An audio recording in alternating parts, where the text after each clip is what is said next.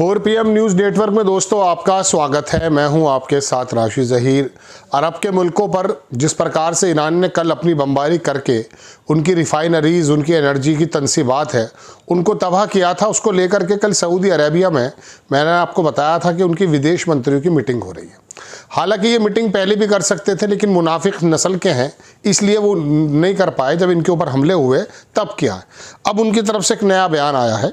हालांकि खुल करके वो बोल नहीं सकते क्योंकि पूरी की पूरी जो मुस्लिम कौम है वो इनके खिलाफ हो जाएगी, लेकिन फिर भी इशारा दिया है सऊदी अरब के विदेश मंत्री ने। मैं थोड़ा सा वीडियो भी दिखाऊंगा आपको। ये वीडियो जो लगा हुआ है ये तमाम ये जो हालांकि किसी चैनल का है, मैं स्क्रीनशॉट लगा देता हूँ, अल जज़ीरा का है। इसमें लिखा है कि ऑफिशियली अरब जो कंट्रीज़ हैं उन्होंने थ्रेट किया है कि they are going to join Israel and US in war against Iran. ये अखबार लिख रहा है, मैं नहीं कह रहा हूँ। हालांकि मुझे उम्मीद है कि वो इसराइल को फॉर्मली ज्वाइन नहीं करेंगे, इनडायरेक्टली तो वो ज्वाइन करे बैठे एक ज़माने से। ईरान के अंदर ये तमाम जो तबाही आई है ना दोस्तों, मोहम्मद बिन सलमान के बारे में NYT जो न्यूयॉर्क टाइम्स है, बहुत बड़ा अखबार है अमेरिका का, बड़ा रिलायबल है, उसने छाप दिया था कि यही बात कर रहा था एक्चुअली ट्रम्प से कि लड़ाई को लंबा खींचा जाए, ईरान पर हमला होना चाहिए। तो वो बहरहाल अलग बात है।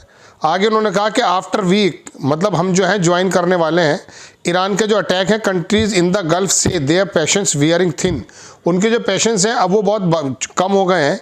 सऊदी अरेबिया का जो फॉरेन मिनिस्टर है उसने वार्न किया है कि अगर स्ट्राइक्स होती हैं अब ऑन GCC नेबर्स पर continue military action is an option, फिर एक मिलिट्री का ही ऑप्शन हमारे पास बाकी रह जाएगा।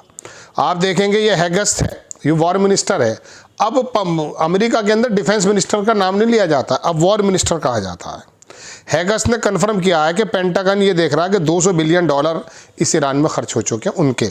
उन्होंने कहा ये गलत लोगों को मारने में काम आया है। चलिए दूसरी खबर दिखाता हूँ आपको। ईरान ने जो है दोस्तों वो कंट्रोल कर लिया पूरी तरह से strait of Hormuz with it gas and oil almost the entire Middle East. अब तो वहाँ पर वो अपना जो है ना टोल काट रहा है। ये कह रहा है हैगस्ट कि हमने 120 उसके नेवल वो मार दी वेसल्स, जो नेवल की जो कश्तियां हैं उनको उड़ा डाला है, वहाँ पर वो टोल काट रहा है।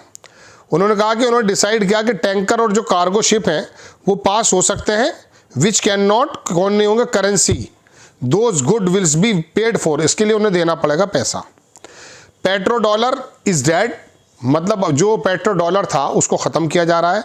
Europe will have to negotiate with Iran personally, और यूरोप को पर्सनली ईरान के साथ नेगोशिएट करना पड़ेगा। If they don't want their industry to starve for the energy, अगर वो ऐसा नहीं करते तो उनकी इंडस्ट्री उसको झेलेगी। आगे कहते हैं कि the means Europe will have to lift sanction on either Iran और रशिया।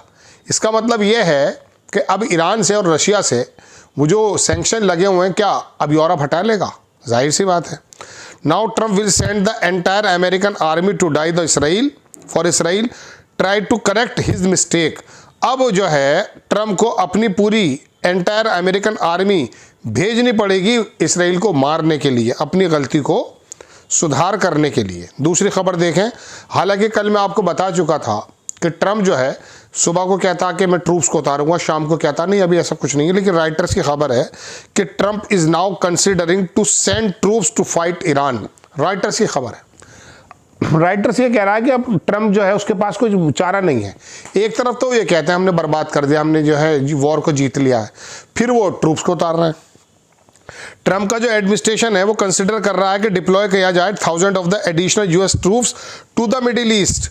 ट्रम्प देखता है कि next step regarding Iran which could include attempt to secure the state of Hormuz according to Reuters. अब ये मैं समझता हूँ दोस्तों दुनिया किस मरहले पर जा रही है ये अंदाज़ा नहीं किया जा सकता। प्रेसिडेंट ट्रम्प की खबर और देखें। प्रेसिडेंट ट्रम्प ने कहा कि इसराइल ने अटैक किया ईरान के साउथ फार्स पर, जो गैस का उनका फील्ड था, बहुत बड़ा फील्ड था वो एनर्जी पे, today without informing United states of and Qatar और अमेरिका के बिना बताए इसराइल ने यह काम किया है।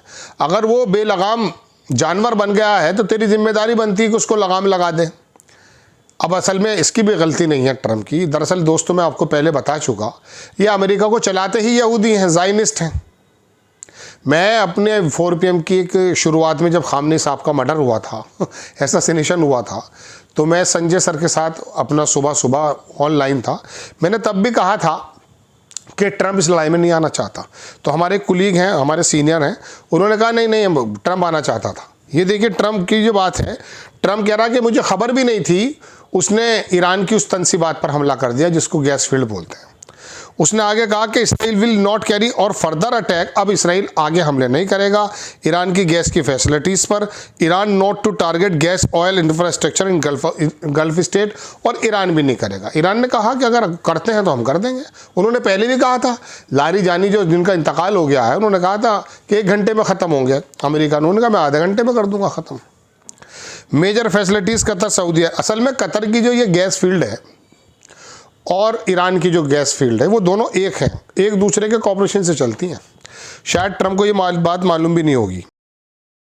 अनडेंटिफाइड ड्रोन्स जो हैं वो आपको पता चल ही चुका कि वाशिंगटन की आर्मी बेस के ऊपर चल रहे थे। स्टार 1-2-2.5 हज़ार किलोमीटर का मिसाइल अगर ईरान बना लेता ना और अमेरिका में मार देता तो फिर ये मसला नहीं होता। यूरोपियन की जो गैस प्राइस हैं वो 30% ऑलरेडी बढ़ चुकी हैं, और ये लग रहा है कि इसराइल अटैक जो ईरान पर कर रहा है गैस फील्ड पर और ज़्यादा बढ़ जाएंगी। खबर देखें, जोय केंट आप जानते हैं, अभी वो जो अमेरिका की एक एजेंसी का डायरेक्टर था, जो कि मेरे ख्याल से वो टेररिस्ट ऑर्गेनाइजेशन का, उसने इस्तीफ़ा दे दिया था, जोय केंट। इसने दरअसल एक जगह बोला है, शायद टकर कार्लसन पे बोला कि Ali Larijani was negotiating peace and was killed. वो तो बात कर रहा था नेगोशिएशन पर, उसको मार दिया गया। Qatar gas could have stabilised energy markets but it was hit too. Qatar जो है वो स्टेबलाइज कर सकती है एनर्जी की मार्केट को, लेकिन उसको भी हिट कर दिया गया है। उसने आगे कहा कि तेल Aviv does not want piece, it wants permanent war and America is the weapon. वो लगातार चाहता है कि वो लड़ाई हो जाए। तो ये तमाम की तमाम पोल खोल रहा है। जेविश लॉबी जो है went after Joy Kent immediately. इस बंदे पर जिसका मैं बयान बता रहा हूँ आपको, जॉय केंट का, इसके ऊपर अब जो है ना इंटरव्यू चल रहा है। अब FBI जो है इन्वेस्टिगेशन कर रही है एलिजेडली लीक्ड क्लासिफाइड इंफॉर्मेशन, कि आपने हमारी जो है इंफॉर्मेशन को बाहर डाला है। बताइए, एक आदमी अगर ईमानदारी की बात कहता है कि अमेरिका के हित की वजह से मैं इस्तीफ़ा दे रहा हूँ, अब उसके ऊपर चल रहा है। अब टकर कार्लसन के बारे में क्या हुआ कि was Iran about to get nuke? Kent ने कहा नो। ईरान के पास क्या न्यूक्लियर है? उन्होंने कहा no, they have had a religious ruling against since 2004। ये हम भी कह रहे हैं कि 2004 में खामनी साहब ने सिर्फ वो दे दिया था फतवा कि नहीं बनेगा। We had no intelligence that it was being disobeyed. अब ये पोले खुल रही हैं साहब इसकी, अब क्या बताया जा सकता है बताइए।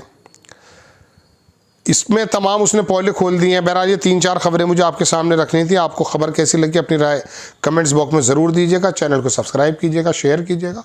नेक्स्ट टाइम मैं किसी खबर के साथ हाजिर होता हूँ। जय हिंद।